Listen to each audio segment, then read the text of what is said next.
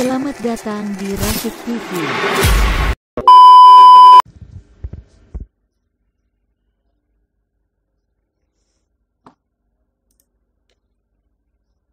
Assalamualaikum warahmatullahi wabarakatuh.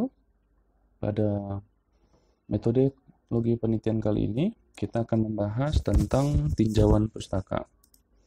Nah, tinjauan pustaka biasanya disebut dengan studi kepustakaan atau studi literatur, merupakan salah satu bagian terpenting dalam menyusun usulan makalah atau proposal, baik skripsi, tesis, atau disertasi, ataupun proposal-proposal hibah lainnya. Nah, tinjauan pustaka memuat beberapa pemikiran serta teori-teori yang akan menjadi landasan dalam melakukan sebuah eksperimen. Untuk teori yang disajikan dalam tinjauan pustaka, menyajikan hubungan antara beberapa konsep yang dipergunakan untuk menjelaskan masalah penelitian yang dilakukan. Sedangkan konsep-konsepnya akan dijelaskan melalui beberapa variabel penelitian yang akan dikaitkan dengan para penelitian sebelumnya.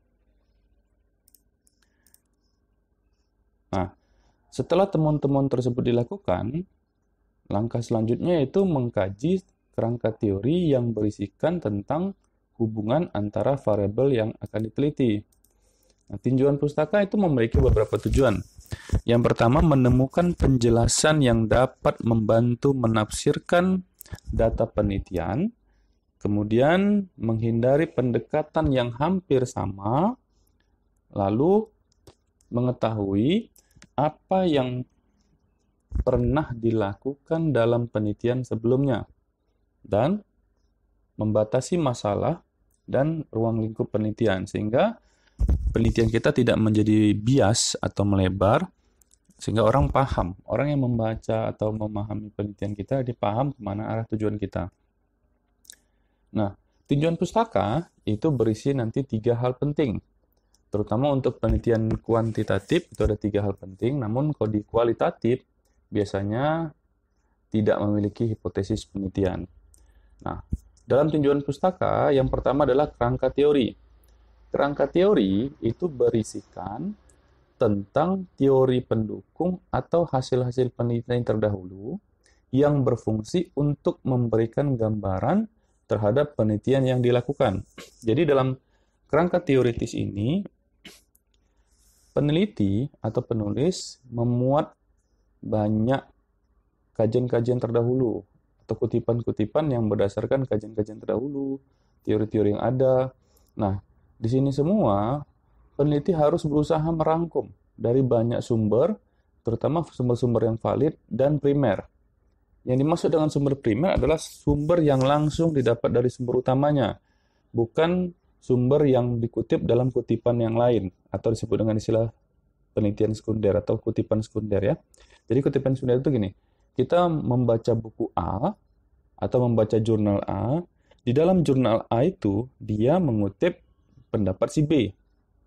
Sehingga kalau dia penelitian atau kutipan sekunder akan tertulis menurut A dalam B. Nah, itu tidak boleh. Tidak disarankan ya. Jadi yang disarankan adalah kutipan yang langsung primer, jadi dari sumber utamanya. Nah, di dalam kerangka teoritis ini kita bagaimana meyakinkan pembaca atau yang memahami nanti penelitian kita, dia benar-benar mampu untuk mengerti apa yang kita butuhkan atau yang arah penelitian kita.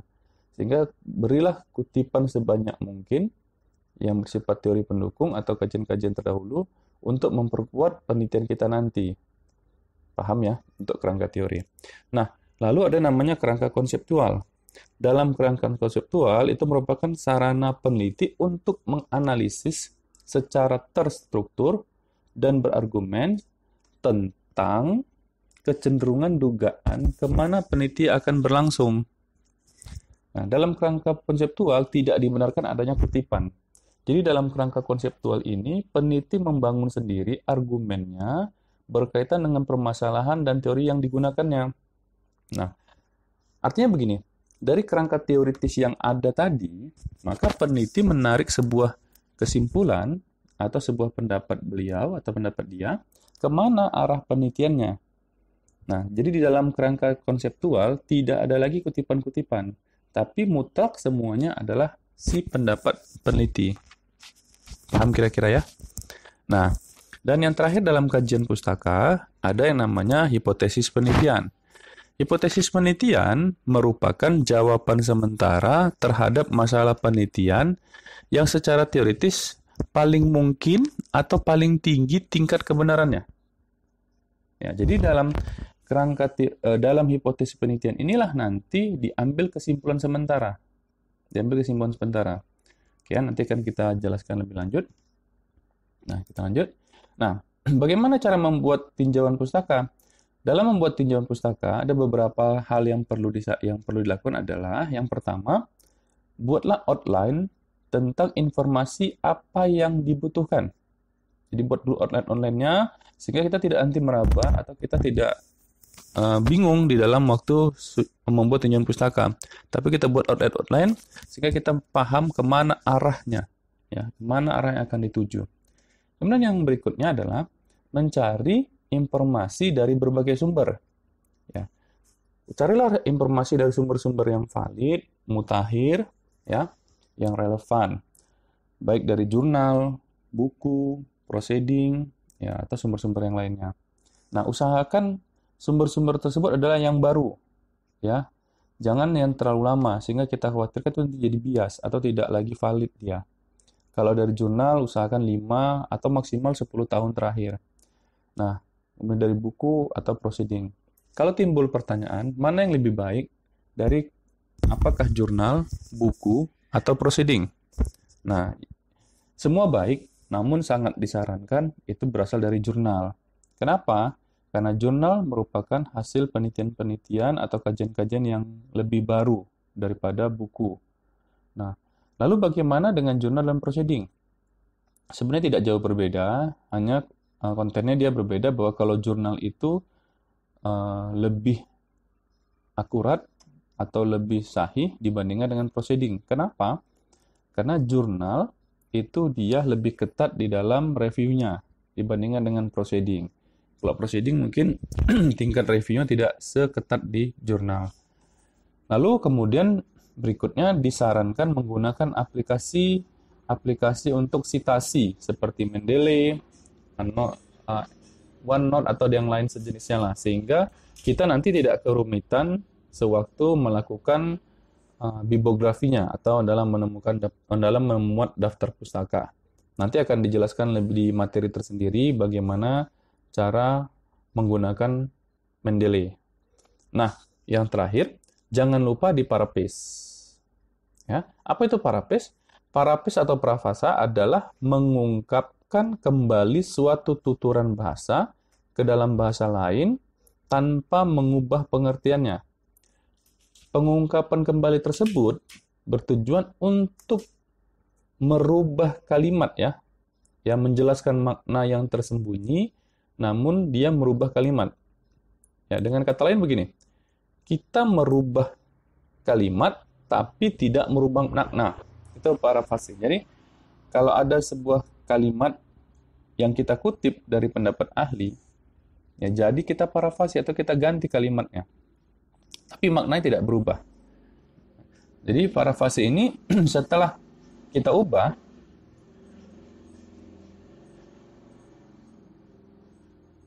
ya, parafrase ini setelah kita ubah, kita bisa menceknya di beberapa aplikasi seperti Turnitin, Plagiarism, atau yang lainnya. Namun yang lagi tren sekarang adalah Turnitin karena tingkat signifikannya lebih tinggi dari yang lain. Nah, tapi usahakanlah menggunakan aplikasi-aplikasi yang berbayar, jangan yang gratis. Karena yang gratis biasanya tingkat keakuratannya kurang. Nah, di sini saya ambil contoh. Ada sebuah artikel yang diparafrase dengan Turnitin. Ya. Di sini terlihat bahwa tingkat plagiarismnya atau tingkat plagiatnya adalah 18%. Nah, di sini dia juga jelaskan, misalkan kalimat yang ini itu di sini dinyatakan di nomor 2, artinya kalimat ini dikutip dari ini sumbernya, yaitu bangka.tribunnews.com. Nah, yang dianggap plagiat adalah kalimat-kalimat yang berwarna. baik merah, biru, kuning, hijau, coklat, dan apa aja. Pokoknya semua yang berwarna.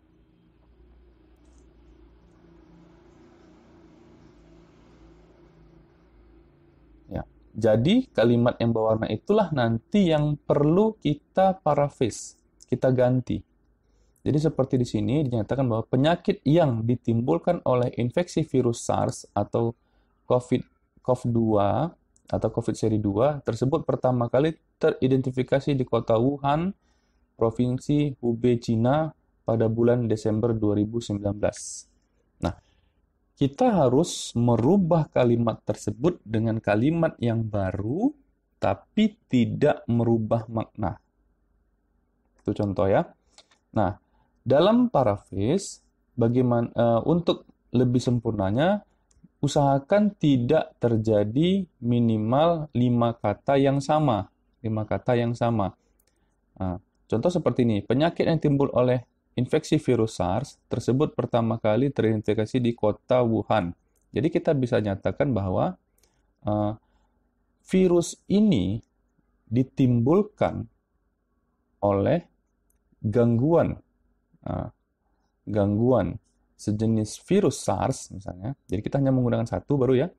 Nah, SARS tersebut untuk awalnya teridentifikasi di daerah Wuhan, baru 2 ya, Wuhan, Cina, baru 3 ya, bulan atau kita bisa buat akhir tahun 2019. 2019 panjangin, 2019. Nah, artinya kita hanya mengulang 3 kata dari semua kata yang terindikasi plagiat. Bisa dipahami ya? Nah, atau nanti kalian boleh belajar sendiri untuk memparafrase. Nah, namun ada beberapa kadang-kadang peneliti, mahasiswa berusaha untuk berbuat curang di dalam parafrase. Tapi itu tidak disarankan. Jadi ada terkadang yang menghilangkan kata-katanya, atau menyatukan kata-katanya, atau membuat dengan warna putih supaya tidak terlihat. Nah, itu tidak disarankan. Karena akan merusak tulisan itu sendiri. Nah, jadi parafrase ini dapat bagus atau sempurna apabila kita sering melakukan parafrase atau paraphrase. Kita sering berulang-ulang melakukannya dengan tidak jemu-jemunya ya, sehingga hasil penulisan kita lebih sempurna. Oke? Bisa dipahami ya? Baik. Berikutnya kalau kita lihat dari totalitas di Kanjeng Pustaka ini adalah yang pertama, ingat bahwa dalam pendahuluan, disinilah awal muasalnya semua. Dalam pendahuluan, itu mulai dari latar belakang akan berpengaruh kepada identifikasi masalah. Identifikasi masalah akan berpengaruh kepada pembatasan masalah. Pembatasan masalah itu akan berpengaruh kepada rumusan masalah. Rumusan masalah akan dijawab di tujuan penelitian. Lalu tujuan penelitian itu ada nanti setelah itu manfaat penelitian. Ingat, tujuan penelitian nanti akan dijawab sementara di hipotesis. Itu ada kaitannya. Tujuan penelitian di bab 1 itu akan dijawab di hipotesis. Jadi kalau kita lihat bahwa dari bab 1 ini, dari semua yang ada di bab 1 yang sudah kita bahas di materi kita sebelumnya, ya, di pendahuluan ini, kita akan mencari sumber-sumber yang banyak sekali, yang valid, yang mutakhir, baik dari jurnal, buku, prosedur, dan lain-lainnya, atau yang disebut nanti dengan istilah kajian teoritis. Nah, dan jangan lupa bahwa sumber-sumber ini harus kita paraphrase. Setelah kita peroleh kajian teorinya, lalu kita akan buat kerangka konseptual. Ingat tadi bahwa kerangka konseptual adalah pendapat si penulis atau si peneliti tanpa menyatakan lagi atau tanpa menimbulkan kutipan-kutipan. Ya, tanpa menimbulkan kutipan-kutipan. Jadi di kerangka teori tidak ada lagi kutipan. Ya, semua full adalah pendapat si penulis atau si peneliti. Nah, dari kerangka konseptual inilah nanti akan dibuat sebuah kesimpulan dalam bentuk dugaan sementara atau yang disebut dengan hipotesis. Jadi hipotesis ini akan sangat berkaitan sekali dengan tujuan penelitian pada bab 1. Itu jangan lupa. Hipotesis akan berkaitan dengan tujuan penelitian pada bab 1. Nah, dari hipotesis inilah nanti akan dibahas atau dilanjutkan di bab 3, bab 4, dan bab 5. Ya, jadi hipotesis ini akan dibahas di bab 3, bab 4, bab 5 yang akan kita bahas di materi berikutnya. Oke, baik. Demikianlah kajian kita kali ini tentang tujuan tinjauan pustaka ya, tentang tinjauan pustaka. Mudah-mudahan bisa dipahami. Kalau nanti ada pertanyaan, silahkan tuliskan di kolom komentar sehingga kita sama-sama paham dalam membuat tinjauan pustaka. Baik, mungkin materi kali ini sampai sini. Terima kasih. Selamat belajar. Assalamualaikum warahmatullahi wabarakatuh.